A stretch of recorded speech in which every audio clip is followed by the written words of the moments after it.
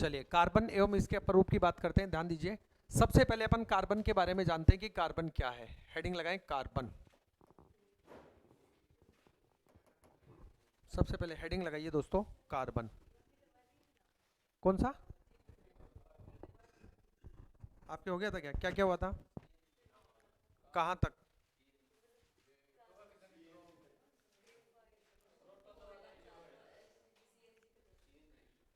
अच्छा इतना हो गया था, इनके बाकी है ये यूनिट, क्योंकि सीईटी वाली में ये यूनिट होने के बाद केवल धातु है, धातु ही बचेगा साइंस में। कोई नहीं, रिवीजन हो जाएगा, ठीक है, ओके।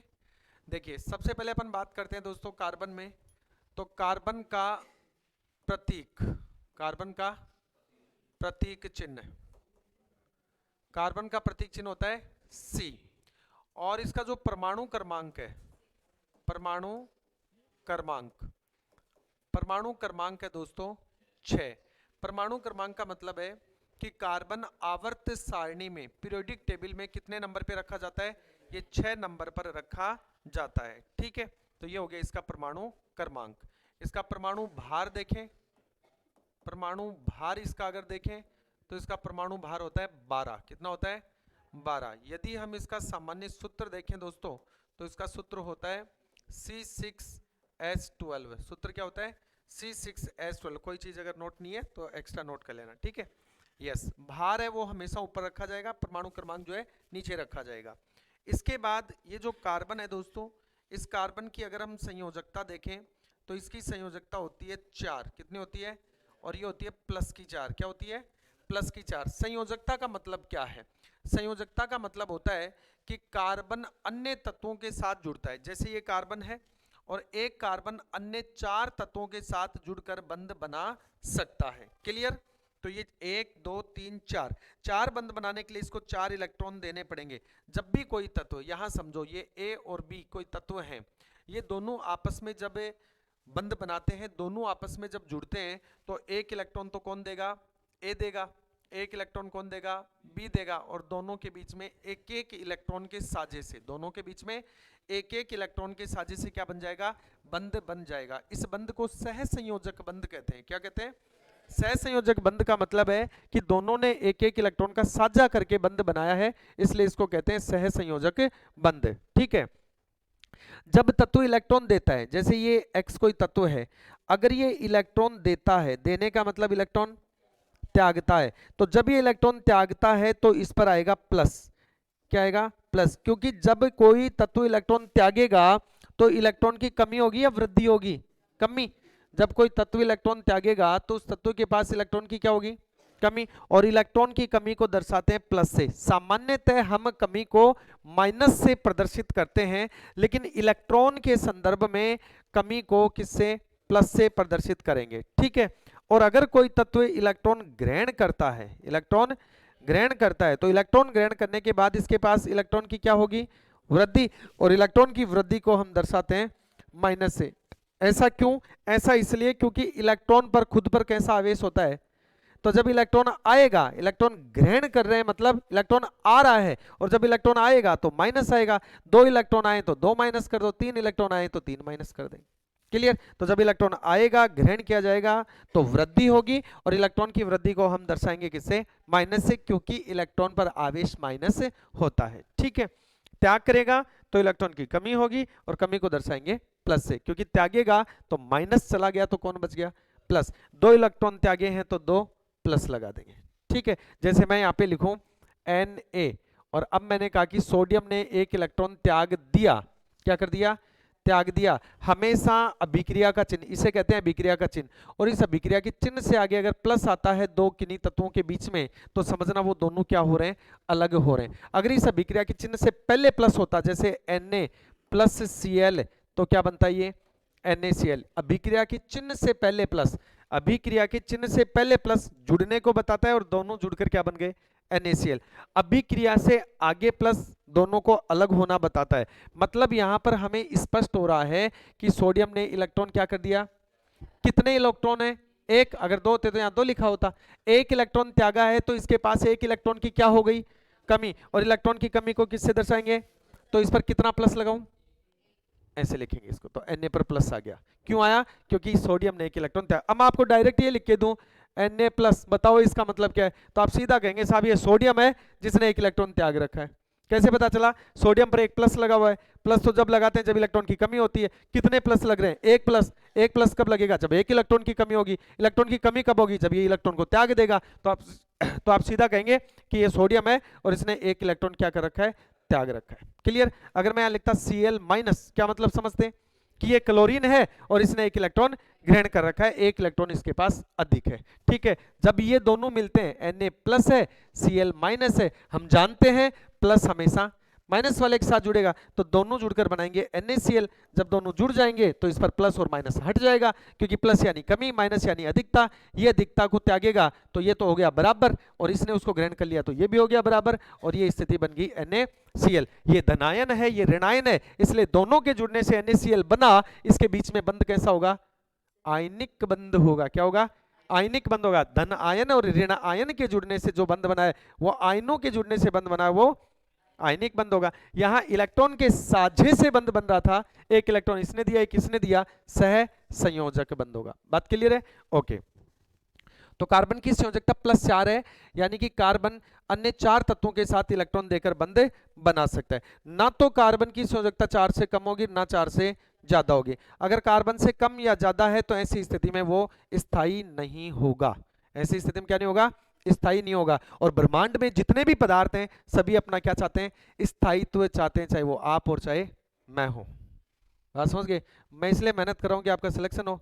आपका सिलेक्शन होगा तो मेरा सिस्टम चलेगा, और आप सिलेक्ट हो गए तो आपकी सरकारी नौकरी स्थायी हो जाएगी। बात समझ में आ गई? तो किसी भी चीज पर ये रूल लागू करके देख लेना, ब्रह्मांड की प्रत्येक वस्तु को स्थायित्व चाहिए। ये पेन यहाँ पर तब तक ही रुका हुआ है जब तक मैंने पकड़ रखा है, छोड़ूंगा तो यार रुकेगा क्या? ये वहां जाके रुकेगा जहां इसको क्या मिलेगा? स्थायित्व, जो फर्श पे जाके मिलेगा। क्लियर? ओके। चलिए, तो संयोजकता हो गई 4। कार्बन की अगली एक विशेषता है दोस्तों, और ये विशेषता क्या है?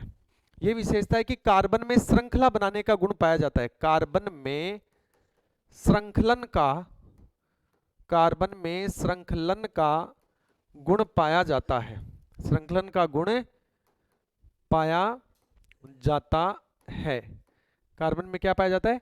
श्रृंखलन का गुण पाया जाता है। श्रृंखलन के गुण का मतलब है कार्बन में श्रृंखला बनाने की क्षमता होती है, यानी एक कार्बन अन्य कार्बन से जुड़ता जुड़ता फिर उससे अगला कार्बन जुड़ता जुड़ता एक लंबी श्रृंखला बना सकते हैं। इसे कहते हैं कार्बन का श्रृंखला बनाने का गुण। क्या कहते हैं इसको? कार्बन का श्रृंखला बनाने का गुण कहते हैं। ज्ञात रहे मित्रों, कार्बन क्या है?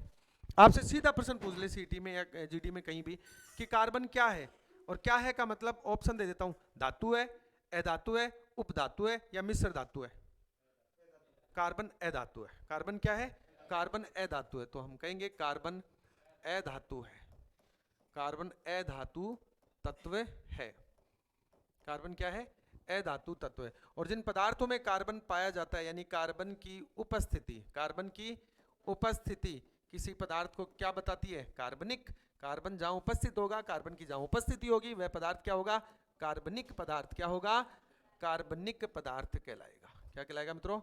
कार्बनिक पदार्थ कहलाएगा। बात क्लियर है? यस। तो हमने कहा कार्बन का प्रतीक C है, परमाणु क्रमांक 6 है, परमाणु भार 12 है, सूत्र हो गया C612 या 6C12। संयोजकता है +4, यानी अन्य 4 तत्वों के साथ ये क्या बना सकता है? बंध बना सकता है इलेक्ट्रॉन देके। श्रृंखला का गुण पाया जाता है, यानी अनेक कार्बनों से जुड़ के लंबी चेन बनाने की क्षमता होती है। ये एक अधातु तत्व है, और जिन पदार्थों में इसकी उपस्थिति होती है उन्हें क्या कहते हैं? कार्बनिक पदार्थ कहते हैं। क्लियर? नोट करो, नोट कीजिएगा इसको।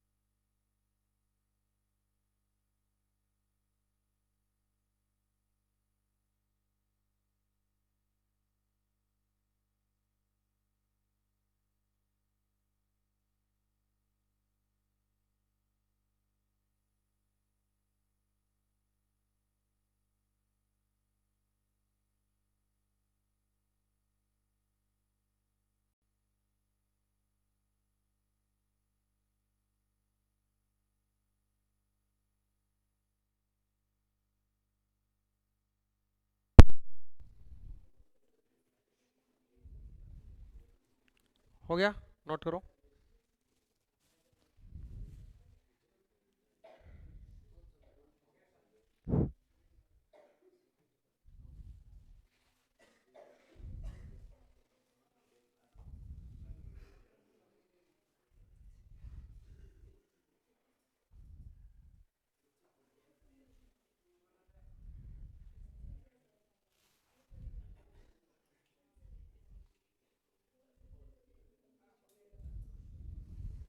चलो आगे, चलिए अब हम बात करते हैं दोस्तों कार्बन के अपर रूपों की। किसकी बात करते हैं? कार्बन के अपर रूप। तो यहां पहले तो हेडिंग लगाएं अपर रूप, केवल अपर रूप शब्द लिखिए, अपर रूप। अपर रूप होते क्या हैं? अपर रूप ऐसे पदार्थ होते हैं जो बने हुए तो किसी एक ही तत्व से हों, लेकिन गुणों में क्या हो? अलग अलग हो, भिन्न भिन्न हो। बात समझ में आ रही है? जैसे हम दूध की बात करते हैं, सिंपल सा उदाहरण देता हूं। दूध से हमने बर्फी बना ली, दूध से हमने खीर बना ली, दूध से हमने मावा बना लिया, सारी चीज बनी किससे है?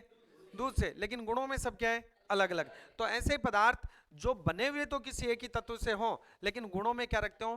भिन्नता रखते हो, वो क्या कहलाते हैं? अपर रूप कहलाते हैं। तो नोट कीजिए, ऐसे पदार्थ, ऐसे पदार्थ जो, ऐसे पदार्थ जो बने हुए तो, बने हुए तो एक ही तत्व से हो, एक ही तत्व से हो, लेकिन बने हुए तो एक ही तत्व से हो, लेकिन गुणों में, लेकिन गुणों में भिन्नता रखते हैं, गुणों में भिन्नता रखते हैं, अपर रूप कहलाते हैं। अपर रूप कहलाते हैं। ऐसे पदार्थ जो बने हुए तो एक ही तत्व से हों, लेकिन गुणों में भिन्नता रखते हैं, क्या कहलाते हैं? अपर रूप कहलाते हैं। अब बात करते हैं अपन कार्बन के अपर रूप। तो यहां लिखेंगे बीचों बीच कार्बन के अपर रूप, कार्बन के अपर रूप। और कार्बन के जो अपर रूप होते हैं दोस्तों, ये होते हैं दो प्रकार के। कितने प्रकार के? दो प्रकार के। नीचे ऐसे लिख लीजिएगा। एक तो होते हैं कार्बन के क्रिस्टलीय अपर रूप, क्रिस्टलीय अपर रूप, कार्बन के क्रिस्टलीय अपर रूप, ठीक है। और एक है कार्बन के अक्रिस्टलीय अपर रूप, अक्रिस्टलीय अपर रूप। कार्बन के क्रिस्टलीय अपर रूप और कार्बन के अक्रिस्टलीय अपर रूप।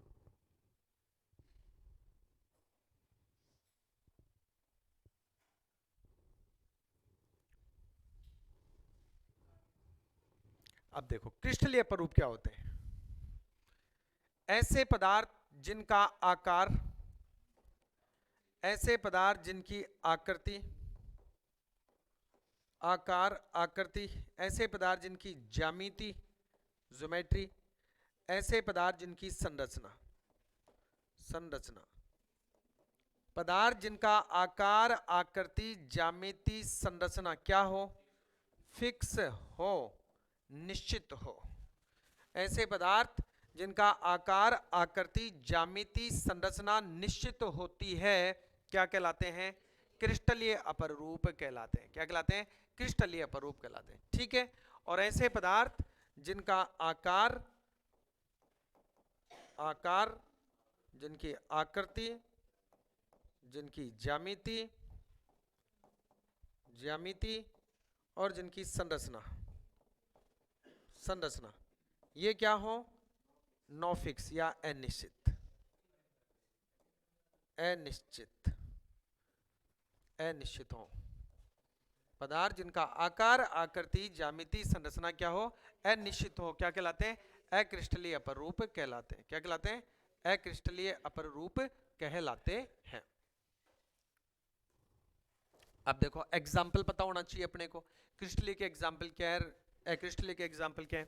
तो क्रिस्टलीय के एग्जाम्पल लिखिए, क्रिस्टलीय के एग्जाम्पल लिखेंगे हीरा, हीरा, ग्रेफाइट व फुलरिन, हीरा, ग्रेफाइट व फुलरिन, हीरा, ग्रेफाइट व फुलरिन, हीरा, ग्रेफाइट व फुलरिन। और अक्रिस्टलीय अपरूप के एग्जाम्पल हैं कास्ट, कोयला, कास्ट, कोयला, चारकोल यानी डामर, चारकोल, और हो गया आपका काजल, और कार्बन गैस रूप में, कार्बन गैस रूप में, कार्बन गैस रूप में। क्या हुआ? यस। कास्ट, कोयला, चारकोल, काजल और कार्बन किस रूप में? गैस रूप में। ये सभी क्या है? ये अक्रिस्टलीय अपरूप के उदाहरण है। किसके उदाहरण है? अक्रिस्टलीय अपरूप के उदाहरण है।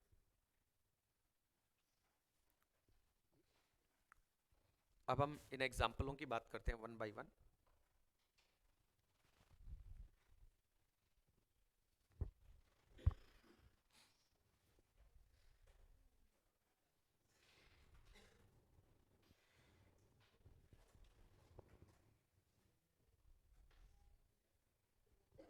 चले? यस। तो सबसे पहले हेडिंग लगाइए दोस्तों, क्रिस्टलीय अपरूप, और क्रिस्टलीय अपरूप में हीरा। हेडिंग लगाए, क्रिस्टलीय अपरूप, क्रिस्टलीय अपर रूप, क्रिस्टलीय अपर रूप। और क्रिस्टलीय अपरूप में पहला कौन है? हीरा। क्रिस्टलीय अपरूप में पहला है अपना हीरा। पहला एग्जाम्पल लिखेंगे हीरा। ध्यान दें, देखिए हीरे के बारे में क्या क्या बातें अपने को ध्यान रखनी है। पहली बात, यह कार्बन का, यह कार्बन का अति शुद्धतम रूप है। यह कार्बन का अति शुद्धतम रूप है। यह कार्बन का क्या है? अति शुद्धतम रूप है। कार्बन का अति शुद्धतम रूप है। अगली बात लिखेंगे, यह, बातें नहीं रहे, यह विद्युत का, यह विद्युत का कुचालक होता है। यह विद्युत का कुचालक होता है। यह विद्युत का क्या होता है? कुचालक होता है।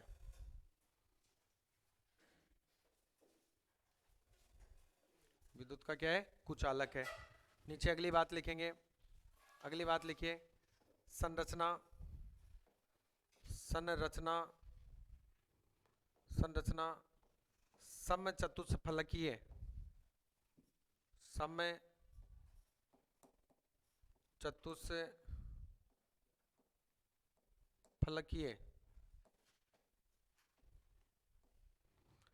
संरचना समचतुष्फलकीय कैसे? एक कार्बन अन्य चार के साथ जुड़ा होता है। ये चार कार्बन ऐसे, ये इससे बंध बना के रखेगा, ये इससे, ये इससे, ये पीछे की तरफ है ना, तो इसको डैश डैश से दर्शा देता हूं मैं इस तरह से। तो चार फलक हो गए, एक, दो, एक इधर वाला तीन, और एक जिसपे ये रखा है चार। ठीक है, तो ये हो गया समचतुष्फलकीय। इसमें कार्बन कार्बन के बीच जो बंध कोण होता, बंध की दूरी होती है, ये होती है 1.54 एंगस्ट्राम। दो कार्बनों के मध्य जो बंध होता है उसकी दूरी होती है 1.54 एंगस्ट्राम, जो कि बहुत बहुत बहुत बहुत बहुत बहुत कम है। ठीक है, और जब बंध लंबाई कम होती है तो पदार्थ ज्यादा सॉलिड होता है, ज्यादा मजबूत होता है। वही बात, बड़ी लकड़ी आसानी से तोड़ दोगे, छोटी लकड़ी नहीं टूटेगी ना, वही वाला मामला है। तो नीचे डैश लगा के लिखो, दो कार्बनों के मध्य, दो कार्बनों के मध्य, दो कार्बनों के मध्य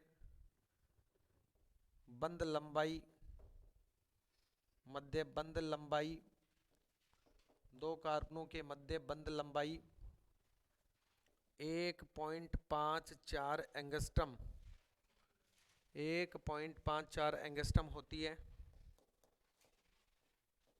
है जो कि बहुत कम है, इस कारण ये बंध मजबूत होते हैं।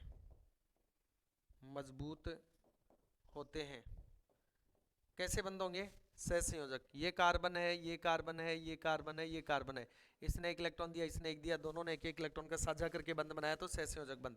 ब्रैकेट में लिख देना सहसंयोजक बंध है, सहसंयोजक बंध। ये बंध जो है वो कैसे बंध है? सहसंयोजक बंध है।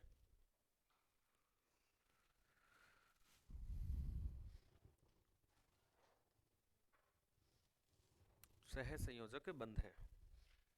अब मजबूत बंध है इसमें, इसलिए कठोर होता है। मजबूत बंध है तो कठोर होगा, तो अगली बात यही लिखेंगे।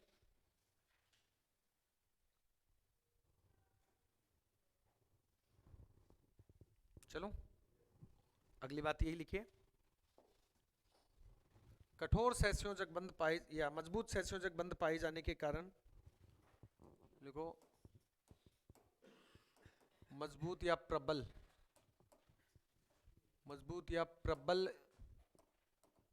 सहसंयोजक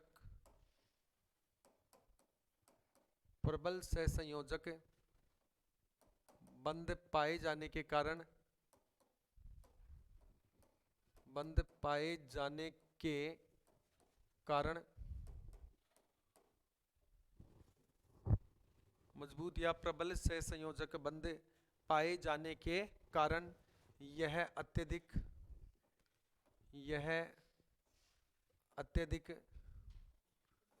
कठोर होता है। मजबूत सहसंयोजक बंध पाए जाने के कारण यह अत्यधिक क्या होता है? कठोर होता है। अगली बात लिखेंगे, अत्यधिक कठोर होने के कारण अत्यधिक कठोर होने के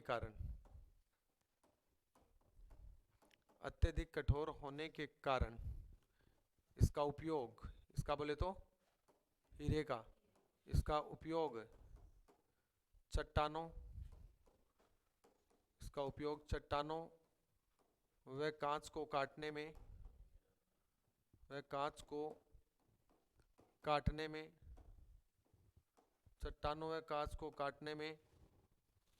किया जाता है।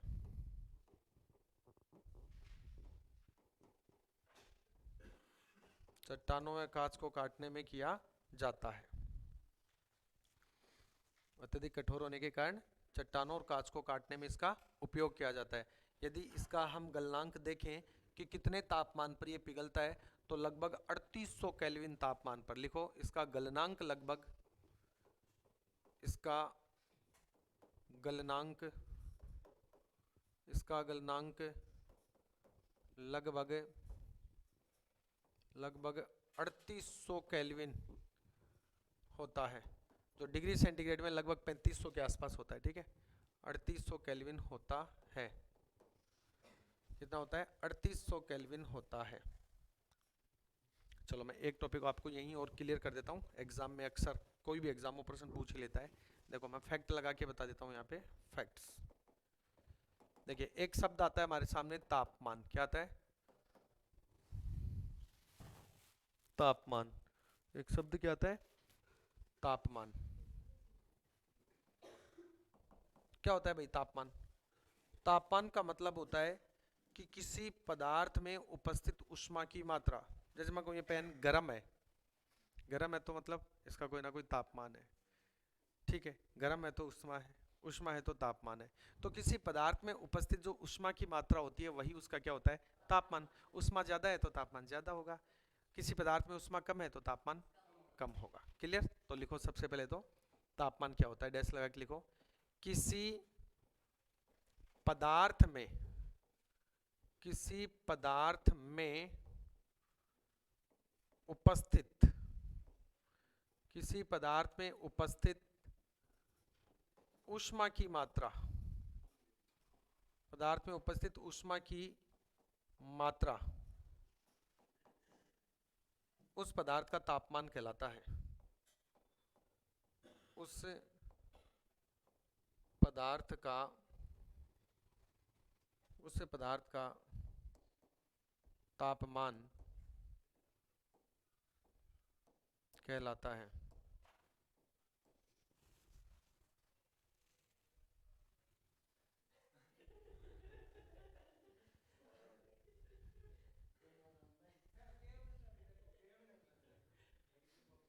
अरे बंद कर ले इसको, शायद बॉस का स्वभाव नहीं पता।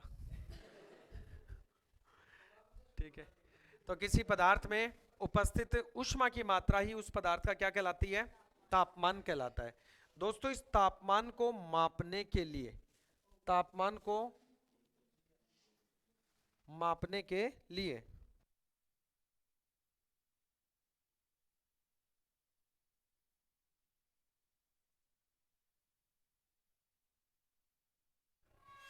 यस, तो किसी पदार्थ में उपस्थित ऊष्मा की मात्रा उस पदार्थ का क्या कहलाती है? तापमान कहलाती है। ठीक है, अब इस तापमान को मापने के लिए जो मापक यंत्र है, मापक यंत्र, तापमान को मापने के लिए जो मापक यंत्र है दोस्तों उसका नाम है तापमापी। क्या नाम है? तापमापी। ये जो तापमापी है इसी को कहते हैं थर्मामीटर। क्या कहते हैं? थर्मामीटर। प्रश्न आता है इस तापमापी के खोजकर्ता कौन थे? प्रश्न क्या पूछता है? तापमापी के खोजकर्ता। तो तापमापी के खोजकर्ता की बात करें तो तापमापी के खोजकर्ता है दोस्तों Galileo Galilei, Galileo Galilei, Galileo Galilei नामक जो वैज्ञानिक है उन्होंने तापमापी की क्या की? खोज की। तापमापी की क्या की? खोज की। ज्ञात रहे मित्रों इस तापमापी में सबसे पहले तो पानी का उपयोग किया गया था, लेकिन बाद में तापमापी में पारा धातु का उपयोग किया गया। किसका? पारा, बोले तो Hg, मरकरी धातु का उपयोग किया गया। किस धातु का उपयोग किया गया? पारा धातु का उपयोग किया गया। थर्मामीटर में किसका उपयोग किया गया? पारा धातु का उपयोग किया गया। और इस पारे का उपयोग करने वाले वैज्ञानिक जिन्होंने सबसे पहले थर्मामीटर में पारे का उपयोग किया वो थे फेरेनाइट। कौन थे? फेरेनाइट नामक वैज्ञानिक थे। तो अगली बात लिखेंगे, इतना नोट करो, तापमापी में पारा धातु का उपयोग किया गया। तापमापी में पारा धातु का उपयोग किया गया। चलो आगे, नोट कीजिए आराम से।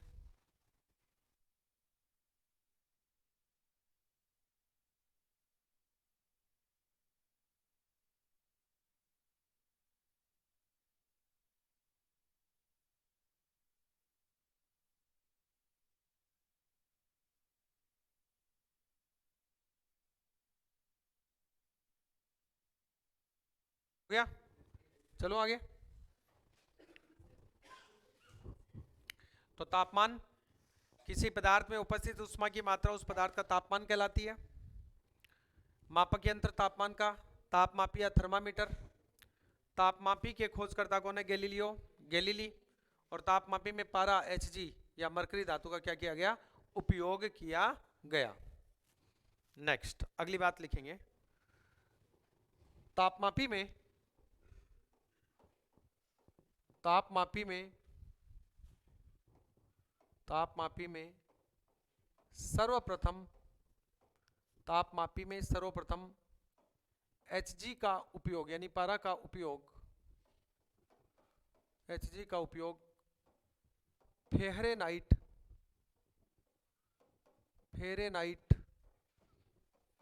नामक वैज्ञानिक ने किया।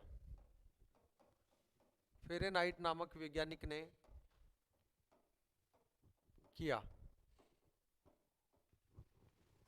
फेरेनाइट नामक वैज्ञानिक ने किया।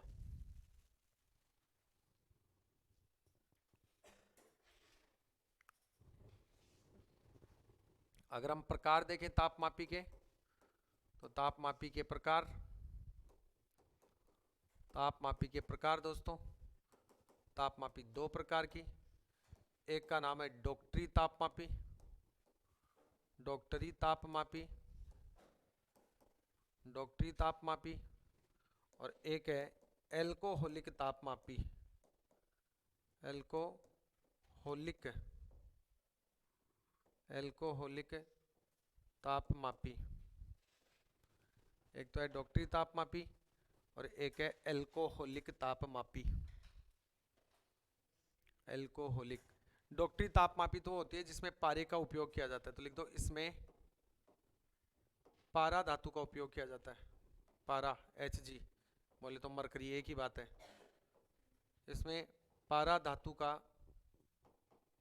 पारा धातु का उपयोग, पारा धातु का उपयोग किया जाता है,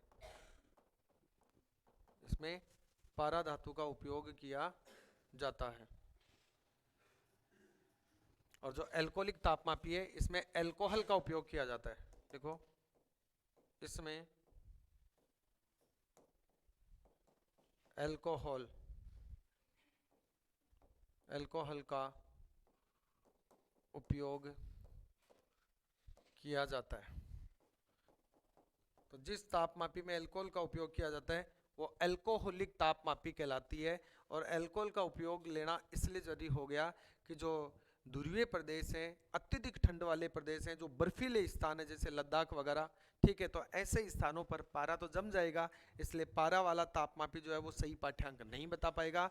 और जबकि अत्यधिक ठंड में भी अल्कोहल जमती नहीं है, -256 डिग्री सेंटीग्रेड तापमान पर भी अल्कोहल नहीं जमता है।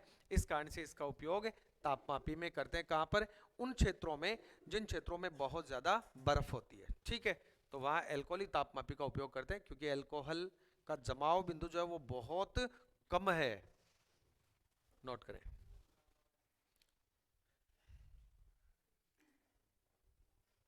हो गया, चलिए आगे चलते हैं। अब बात आती है तापमान को मापने के पैमाने, तो लिखो ताप मापन के पैमाने, ताप मापन के पैमाने, ताप मापन के पैमाने, ताप मापन के पैमाने।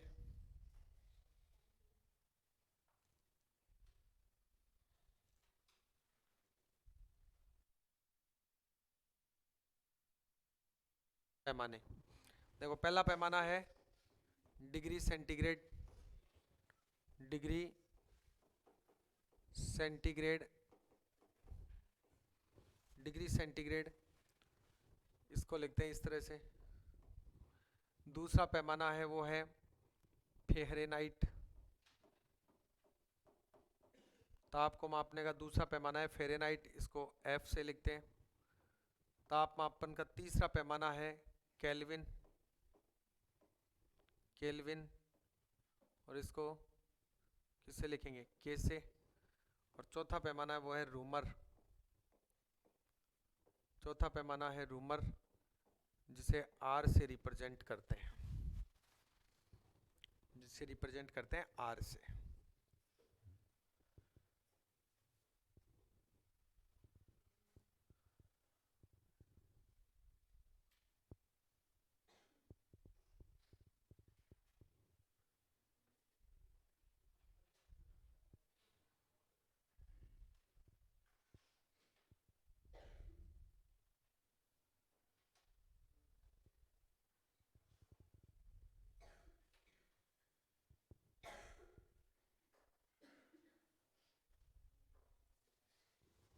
हो गया, देखिए हमने कहा कि ताप को मापने के पैमाने, ताप को 4 प्रकार के पैमानों में मापा जा सकता है। डिग्री सेंटीग्रेड में मापा जा सकता है, फ़ारेनहाइट में मापा जा सकता है, इसको केल्विन में मापा जा सकता है, और रूमर में भी इसको मापा जा सकता है। ज्ञात रहे दोस्तों, रूमर ताप मापन का ऐसा पैमाना है जिसका भी दैनिक जीवन में कोई ज़्यादा उपयोग है नहीं। अब हम तापमान का परिवर्तन भी कर सकते हैं, क्या कर सकते हैं, तापमान का परिवर्तन। तो ताप परिवर्तन, और तापमान का परिवर्तन एक सूत्र के द्वारा करते हैं जिसे हम कहेंगे ताप परिवर्तन का सूत्र, जिसे क्या कहेंगे, ताप परिवर्तन का सूत्र कहेंगे, जो है C/5 बराबर F-32/9 बराबर K-273/5 बराबर R/4 बराबर R/4 R/4। C/5 बराबर F-32/9 बराबर K-273/5 बराबर R/4 R/4। ये तापमान परिवर्तन का क्या है, सूत्र है। ये तापमान परिवर्तन का क्या है मित्रों, सूत्र है। ताप परिवर्तन का सूत्र है।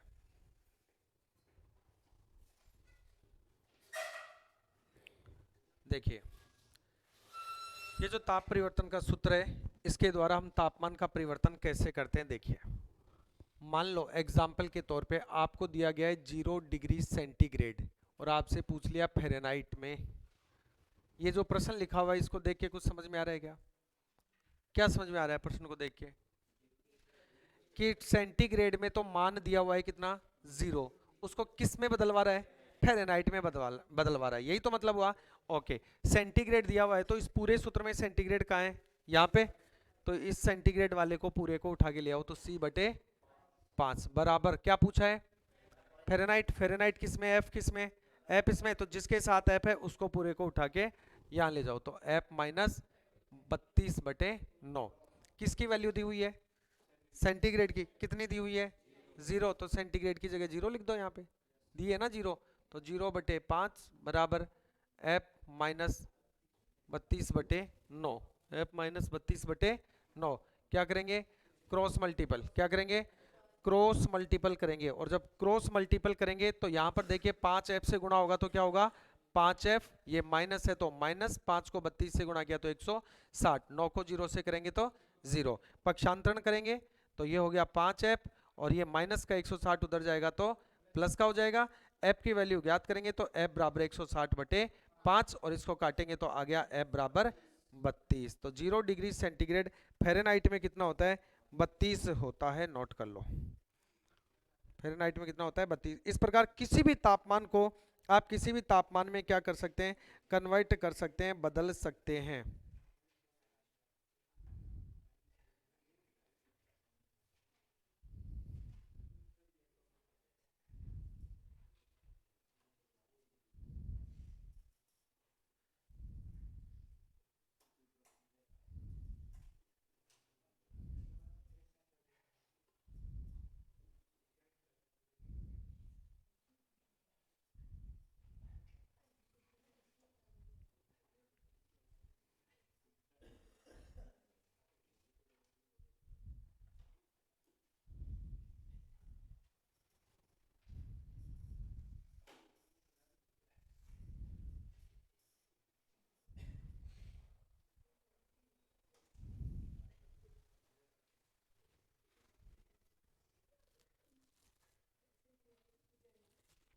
हो गया,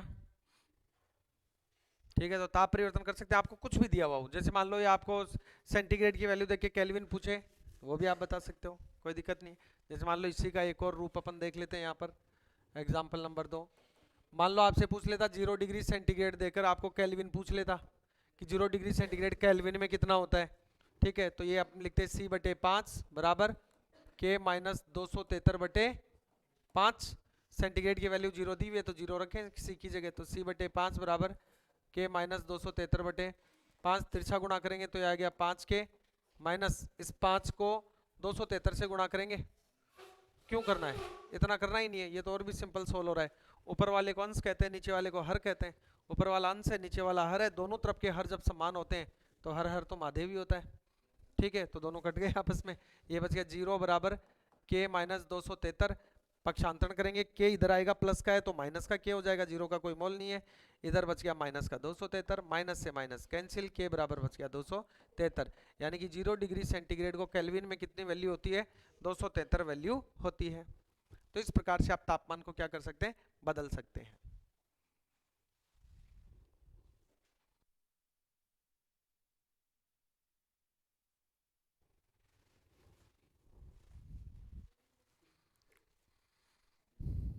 नोट कीजिए इसको।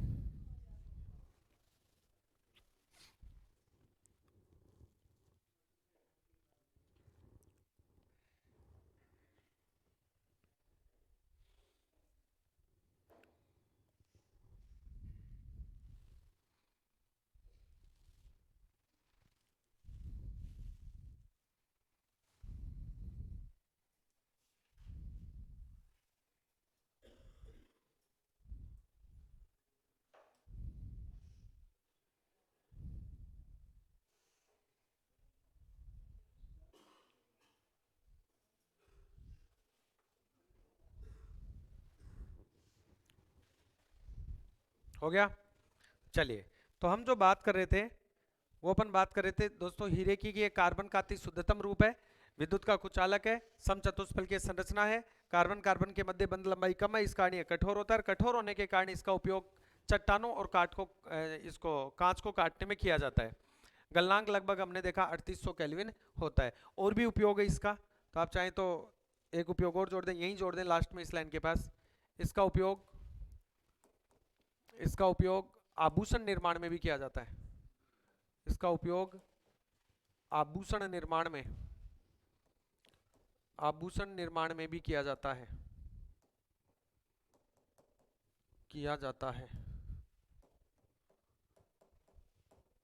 इसका उपयोग आभूषण निर्माण में भी किया जाता है। उपयोग आभूषण निर्माण में भी किया जाता है।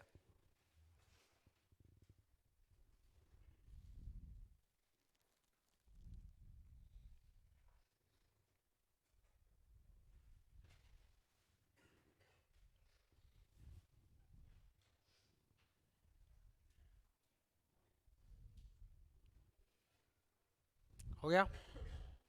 चलिए, अब दूसरा जो अपरूप है दोस्तों कार्बन का क्रिस्टलीय अपरूप, उसका नाम है ग्रेफाइट। क्या नाम है? ग्रेफाइट। तो नंबर 2 लगाएं, ग्रेफाइट। देखो मैं आपको नोट में लिखा दूंगा, एक चीज बता देता हूं, जब हम अधातु के बारे में पढ़ते हैं तो अधातु के गुणों में एक बात अपन पढ़ते हैं, और वो बात ये है कि अधातुएं मृदु होती हैं। कैसी होती हैं? मृदु का मतलब होता है कोमल होती हैं। कैसी होती हैं? लेकिन जो हीरा है ये किससे बना है? कार्बन से। और कार्बन कैसी धातु है? अधातु है। कार्बन क्या है? अधातु। अधातु होते हुए भी क्या है? कठोर है। प्रश्न पूछ लेता है निम्न में से कौन एक ऐसा पदार्थ है जो अधातु होते हुए भी कठोर है? कौन? हीरा। तो हीरा क्या हो गया? अपवाद हो गया। क्या हो गया? अपवाद, क्योंकि अधातु होते हुए भी कठोर है, जबकि अधातुएं कैसी होती हैं? मृदु होती हैं। जुड़ी वाली हो गया, ठीक है। जबकि अधातुएं क्या होती हैं? मृदु होती हैं। तो लिखो ग्रेफाइट के लिए, ग्रेफाइट के लिए लिखो, यह ग्रेफो शब्द, यह ग्रेफो शब्द से बना है। यह ग्रेफो शब्द से बना है। ग्रेफाइट ग्रेफो शब्द से बना है। आगे लिखिए, ग्रेफो लैटिन भाषा का शब्द है। ग्रेफो लैटिन भाषा का शब्द है। लैटिन भाषा का शब्द है जिसका शाब्दिक अर्थ, जिसका शाब्दिक अर्थ लिखना होता है। जिसका शाब्दिक अर्थ लिखना होता है। इसका शाब्दिक अर्थ क्या होता है दोस्तों? लिखना। इसका शाब्दिक अर्थ लिखना होता है। नेक्स्ट, अगली बात लिखें, यह विद्युत का आंशिक सुचालक होता है। आंशिक सुचालक होता है। आंशिक सुचालक का मतलब है कम चालकता, क्योंकि अधातुएं विद्युत की कुचालक होती हैं, लेकिन ये तो थोड़ा बहुत चालक है, इसलिए ये भी क्या है? अपवाद है। ये भी क्या है? अपवाद है। ग्रेफाइट अपवाद है। क्यों? क्योंकि अधात्विक तत्व है, और अधातुएं तो विद्युत की कुचालक होती हैं, लेकिन इसमें तो धारा बह रही है, सुचालक है ये। ठीक है, नीचे फैक्ट लगा के लिखो। फैक्ट में ना ब्रेक लिखो। ग्रेफाइट, ग्रेफाइट अपवाद है या अधातु? ग्रेफाइट अधात्विक तत्वों का, ग्रेफाइट अधात्विक तत्वों का, अधात्विक तत्वों का अपवाद है, अपवाद है क्योंकि ग्रेफाइट अधात्विक तत्वों का अपवाद है क्योंकि यह अधातु होते हुए भी, यह अधातु होते हुए भी, अधातु होते हुए भी विद्युत का सुचालक, विद्युत का सुचालक, विद्युत का सुचालक एवं कोमल व चिकना होता है, कोमल व चिकना नरम होता है क्योंकि यह धातुएं, या केवल सुचालक लिख दो, विद्युत का सुचालक होता है, विद्युत का क्या होता है? सुचालक होता है। ग्रेफाइट अधात्विक तत्वों का अपवाद है क्योंकि यह अधातु होते हुए भी सुचालक होता है। अगली बात लिखें फैक्ट में नंबर 2, हीरा भी, हीरा भी अधात्विक, हीरा भी अधात्विक तत्वों का, अधात्विक तत्वों का अपवाद है, अधात्विक तत्वों का अपवाद है क्योंकि यह, क्योंकि यह अधातु होते हुए भी, अधातु होते हुए भी कठोर होता है,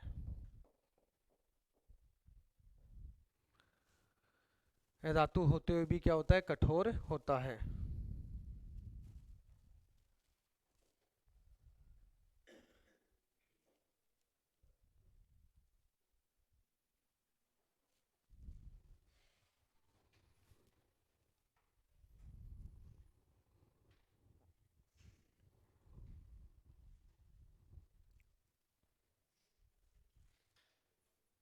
अधातु होते हुए भी क्या है? ये कठोर है। हाँ, तो ग्रेफाइट की बात करें, ग्रेफो सबसे बना है, ग्रेफो लैटिन भाषा का शब्द है और जिसका शाब्दिक अर्थ होता है लिखना, विद्युत का आंशिक सुचालक होता है। अगली बात लिखेंगे, अगली बात लिखिए, ग्रेफाइट, ग्रेफाइट नरम, चिकना वह मुलायम होता है, वह मुलायम होता है, नरम चिकना वह मुलायम होता है। ग्रेफाइट नरम चिकना वह मुलायम होता है। अगली बात लिखिए, संरचना, संरचना षटकोणीय, षटकोणीय एवं परत रूप में या परतीय एवं परतीय रूप में पाया जाता है, परतीय रूप में पाया जाता है, इस तरह से।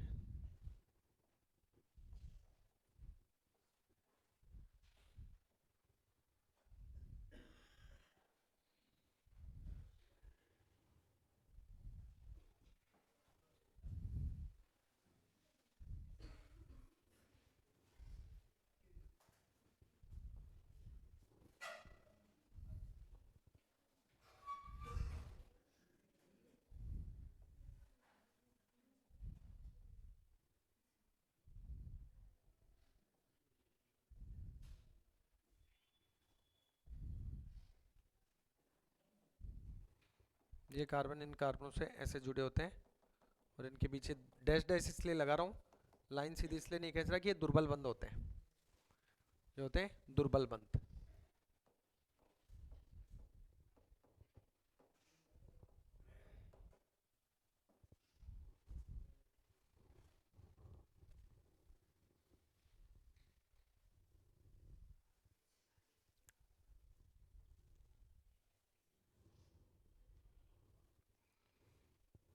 षटकोण यानी 6 कोण बन रहे देखो प्रत्येक में, और प्रति रूप में पाए जाते हैं।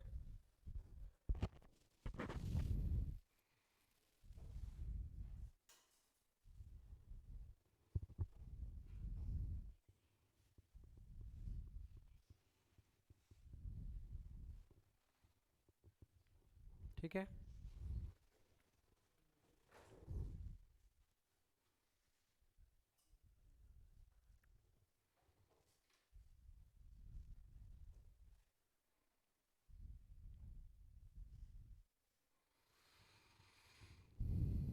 षटकोणीय एवं प्रतिरूप में पाया जाता है। इनमें दुर्बल बंध पाए जाते हैं, देखेंगे इसमें कार्बन कार्बन के मध्य, कार्बन कार्बन के मध्य दुर्बल बंध पाए जाते हैं। इस कारण से इसकी परतें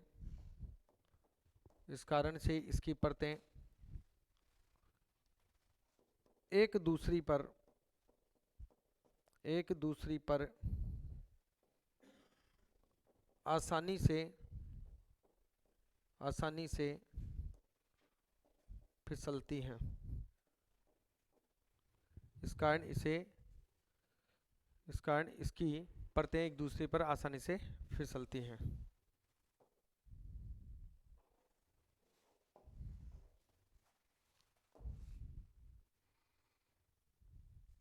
दुर्बल बंध है इसलिए आसानी से कह सकती है, दुर्बल है इसलिए इनको चाकू से काटा भी जा सकता है।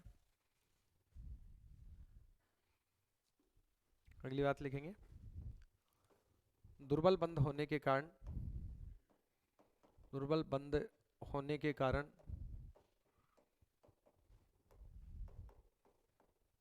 इसे चाकू से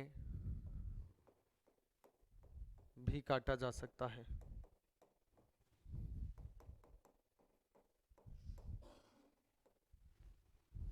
दुर्बल बंध होने के कारण इसे चाकू से भी काटा जा सकता है। नरम चिकना है तो अगली बात लिख दो, नरम चिकना व मुलायम होने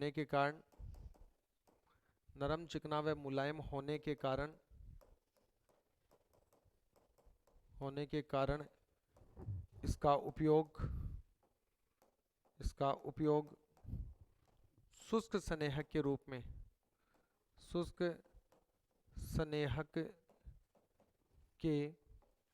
रूप में किया जाता है। ड्राई लुब्रिकेंट्स, वाहनों के अंदर जो अपन इंजन ऑयल डालते हैं ना, वो वाली चीजें बनाने।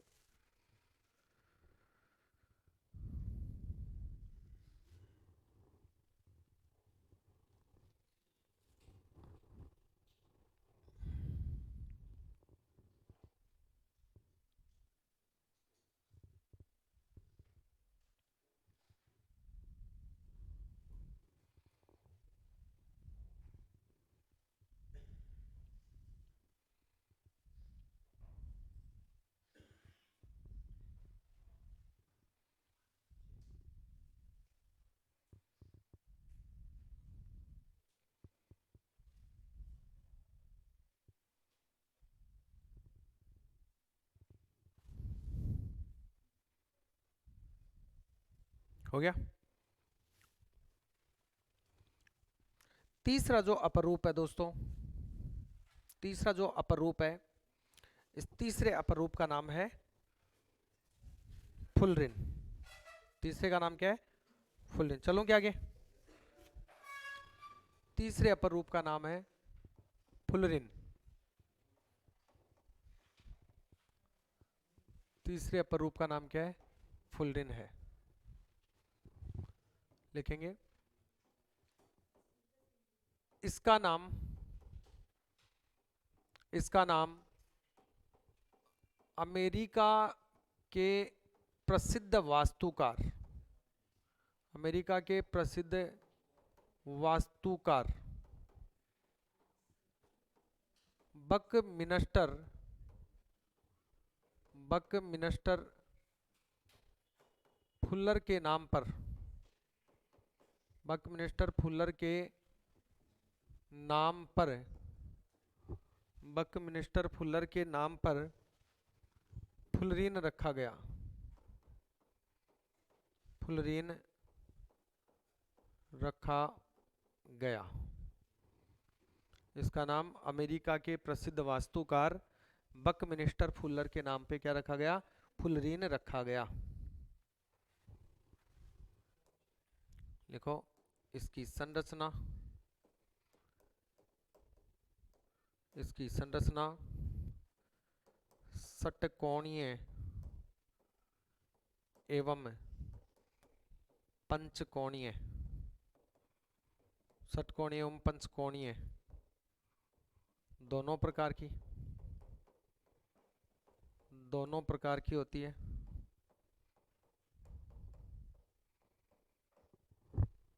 इसकी संरचना षटकोणीय पंचकोणीय दोनों प्रकार की होती है।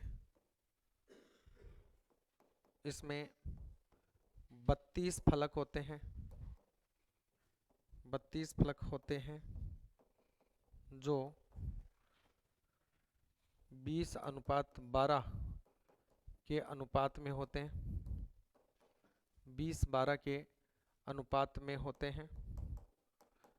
20:12 का मतलब हो गया 20 फलक तो ऐसे हैं जो पंचकोणीय संरचना वाले हैं, पंचकोणीय फलक जो 5 कोणों वाले दिखते हैं, और 12 हैं षटकोणीय 6 कोणों वाले दिखने वाले फलक हैं, षटकोणीय।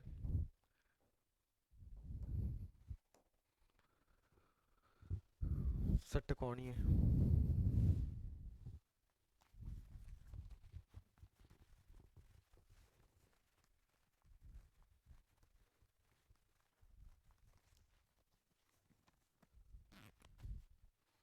फुटबॉल के जैसा दिखता है इसलिए इसको बक्की बॉल कहते हैं। देखो यह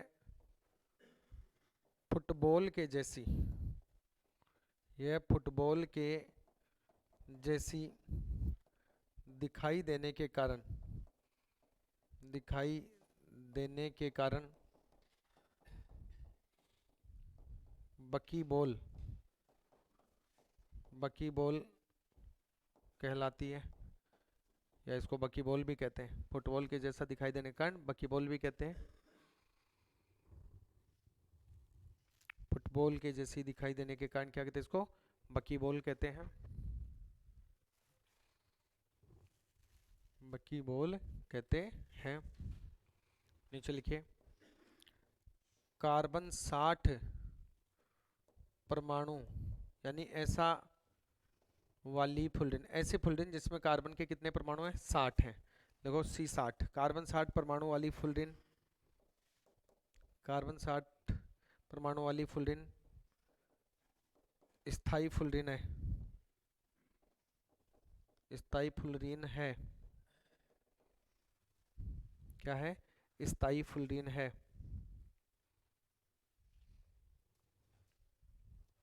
उपयोग लिख दो तकनीकी क्षेत्रों में, इसका उपयोग, इसका उपयोग तकनीकी क्षेत्रों में, इसका उपयोग तकनीकी क्षेत्रों में किया जाता है, इसका उपयोग तकनीकी क्षेत्रों में किया जाता है। इसका उपयोग किसमें किया जाता है? तकनीकी क्षेत्रों में किया जाता है।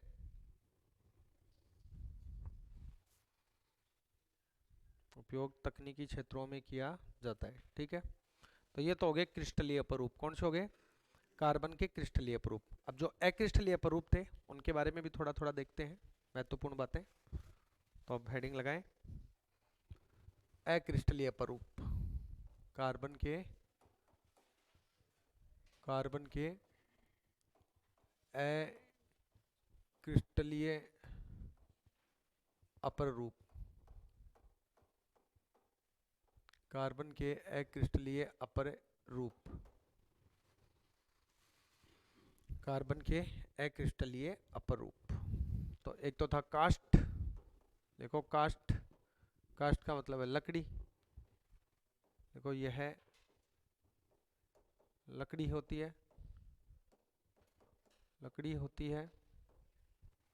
नीचे लिखेंगे लकड़ी में सेल्यूलोज पाया जाता है, लकड़ी में सेल्यूलोज पाया जाता है, सेल्यूलोज पाया जाता है। तो सेल्यूलोज है तो उसमें कार्बन होगा, इसलिए कार्बनिक पदार्थ हो गया। दूसरा है कोयला,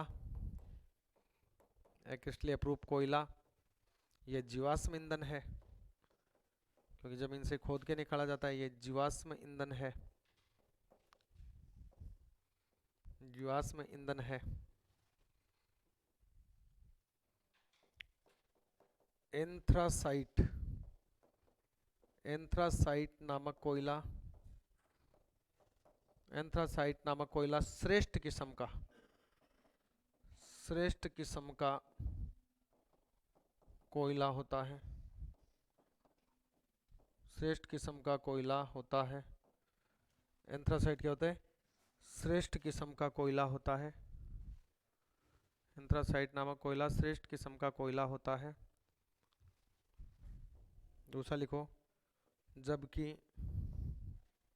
जबकि पीट कोयला, जबकि पीट कोयला, जबकि पीट कोयला सबसे घटिया किस्म, सबसे घटिया किस्म का कोयला होता है, सबसे घटिया किस्म का कोयला होता है। पीट कोयला क्या होता है? सबसे घटिया किस्म का कोयला होता है।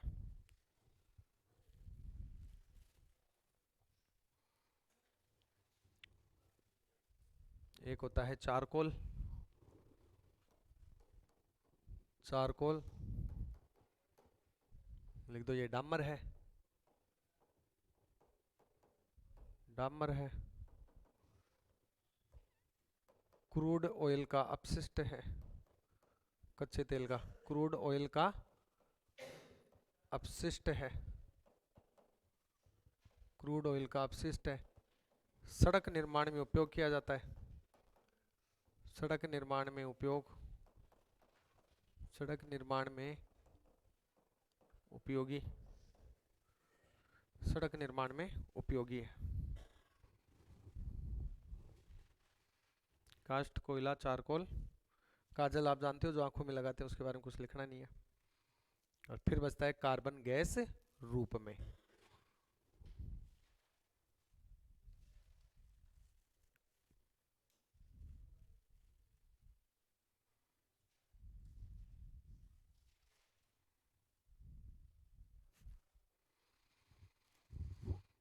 अगला लिखो नंबर 4, अपर रूप में एक क्या, हाँ आराम से लिख लीजिएगा।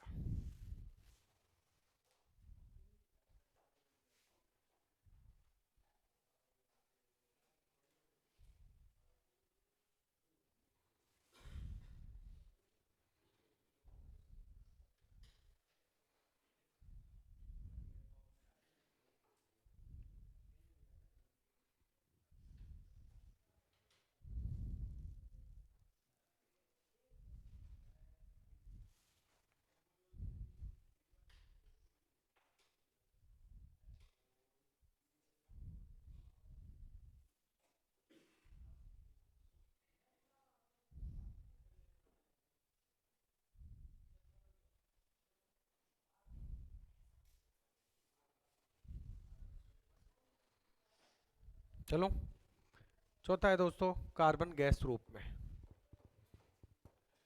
कार्बन गैस रूप में, कार्बन गैस रूप में, कार्बन गैस रूप में।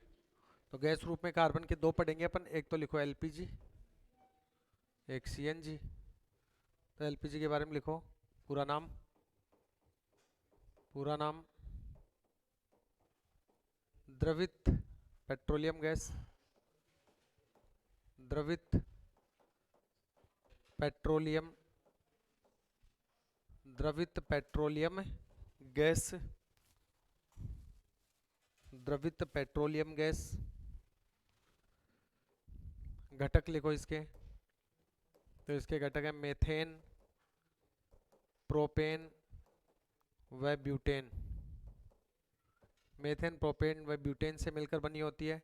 अगर घटक में आपको मुख्य घटक कह दे कि एलपीजी के मुख्य घटक कौन है, तो मुख्य घटक शब्द लिख दे तो जवाब हो जाएगा प्रोपेन व ब्यूटेन। प्रोपेन व ब्यूटेन, मुख्य घटक हो जाएगा प्रोपेन व ब्यूटेन। मुख्य घटक होगा प्रोपेन व ब्यूटेन।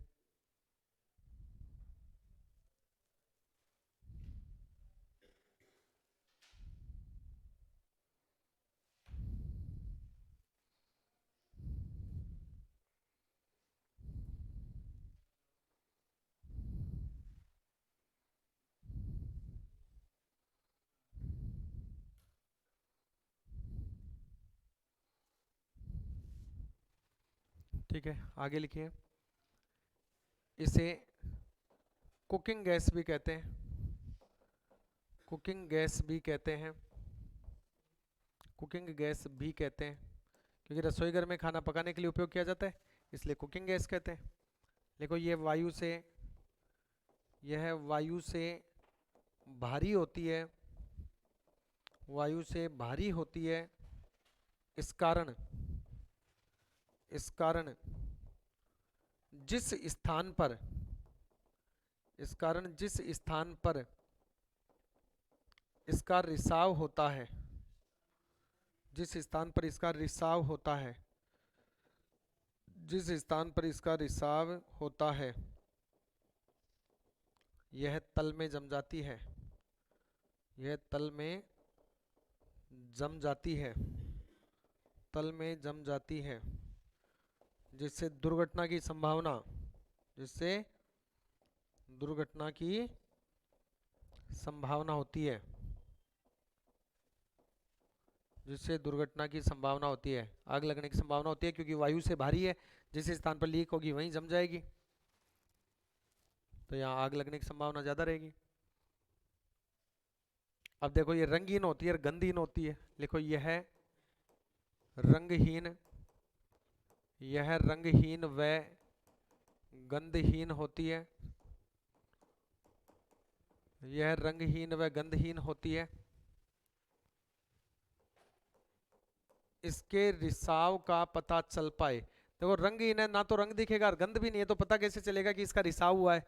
ठीक है, तो इसके रिसाव का पता लगाने के लिए, लगाने के लिए, लगाने के लिए जब इसे, जब इसे सिलेंडर में, जब इसे सिलेंडर में भरा जाता है, भरा जाता है, उस समय इसमें, उस समय इसमें एथिल मरकेप्टेन, एथिल मरकेप्टेन, उस समय इसमें एथिल मरकेप्टेन नामक, एथिल मरकेप्टेन नामक पदार्थ, पदार्थ मिला दिया जाता है, मिला दिया जाता है, जिसके कारण, जिसके कारण ही, जिसके कारण ही इसमें यानी एलपीजी में विशेष प्रकार की गंध आती है, विशेष प्रकार की, विशेष प्रकार की गंध आती है, जिसके कारण इसमें विशेष प्रकार की गंध आती है और हमें रिसाव का पता चल जाता है।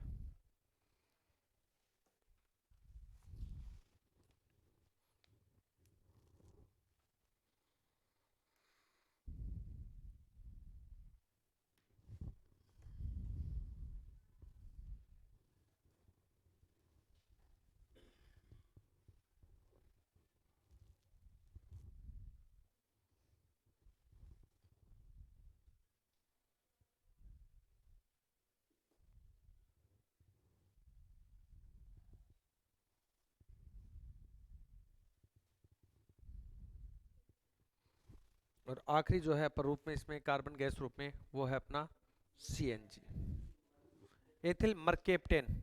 मरकेप्टेन, ये एथिल मरकेप्टेन नामक पदार्थ मिलाने से क्या होता है, इसमें विशेष प्रकार की गंध आती है और हमें पता चल जाता है कि LPG का रिसाव हो रहा है।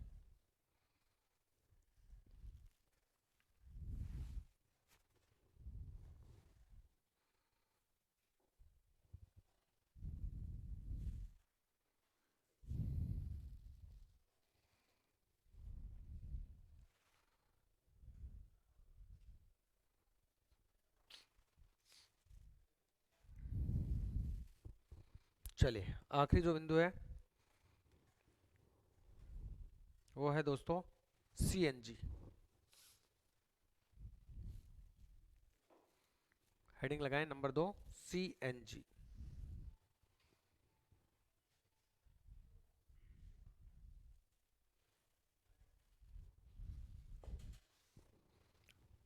नंबर 2 लिखें CNG। लिखो पूरा नाम, पूरा नाम कंप्रेस्ड नेचुरल गैस, संपीड़ित प्राकृतिक गैस, हिंदी में कहते हैं संपीड़ित प्राकृतिक गैस। घटक लिखो, घटक मेथेन। घटक मेथेन यह वायु से हल्की होती है, वायु से हल्की होती है, वायु से हल्की होती है। इस कारण जिस स्थान पर इसका रिसाव होता है, इसका रिसाव होता है, जिस स्थान पर इसका रिसाव होता है वहाँ, या जिस स्थान पर इसका रिसाव होता है यह ऊपर उड़ जाती है, उस स्थान से ऊपर उड़ जाती है, जिससे दुर्घटना की संभावना कम होती है, जिससे दुर्घटना की संभावना, जिससे दुर्घटना की संभावना कम होती है, जिससे दुर्घटना की संभावना क्या होती है, कम होती है। देखो यह LPG की तुलना में श्रेष्ठ है, LPG की तुलना में श्रेष्ठ है। श्रेष्ठ ही हो गई ना, हल्की है, उड़ जाती है, दुर्घटना नहीं होती, तो श्रेष्ठ ही हो गई। प्रदूषण भी कम करती है LPG की तुलना में। लिखो यह कम प्रदूषक है, कम प्रदूषक गैस है, ज़्यादा प्रदूषण नहीं करती है और कम प्रदूषक गैस है, इसलिए इसका उपयोग लिख दो महानगरों में। उपयोग लिखेंगे महानगरों में, वाहनों में, महानगरों में, वाहनों में पेट्रोल डीजल के स्थान पर, पेट्रोल डीजल के स्थान पर उपयोग, पेट्रोल डीजल के स्थान पर उपयोग। क्या चला रहा है? पेट्रोल डीजल के स्थान पर उपयोग। तो CNG का पूरा नाम क्या है? कंप्रेस्ड नेचुरल गैस, संपीड़ित प्राकृतिक गैस। किसकी बनी है? मेथेन की। मेथेन का सूत्र CH4 होता है, CH4। ठीक है, वायु से हल्की होती है, इस कारण जिस स्थान पर इसका रिसाव होता है ये ऊपर उड़ जाती है, इसलिए दुर्घटना की संभावना कम होती है। और LPG की तुलना में श्रेष्ठ है क्योंकि हल्की है, दुर्घटना की संभावना कम हो रही है, प्रदूषण कम करती है और कम प्रदूषण करने के कारण इसका उपयोग महानगरों में, दिल्ली मुंबई जैसे शहरों में इसका जो उपयोग है वो पेट्रोल डीजल के स्थान पर वाहनों में ईंधन के रूप में किया जा रहा है। तो ये था आपका कार्बन और ये थे आपके कार्बन के अपरूप क्रिस्टलीय और अक्रिस्टलीय जो आपके सिलेबस में दिए गए हैं। ठीक है, इसी के साथ आपका ये बिंदु क्या होता है? कंप्लीट होता है। धन्यवाद।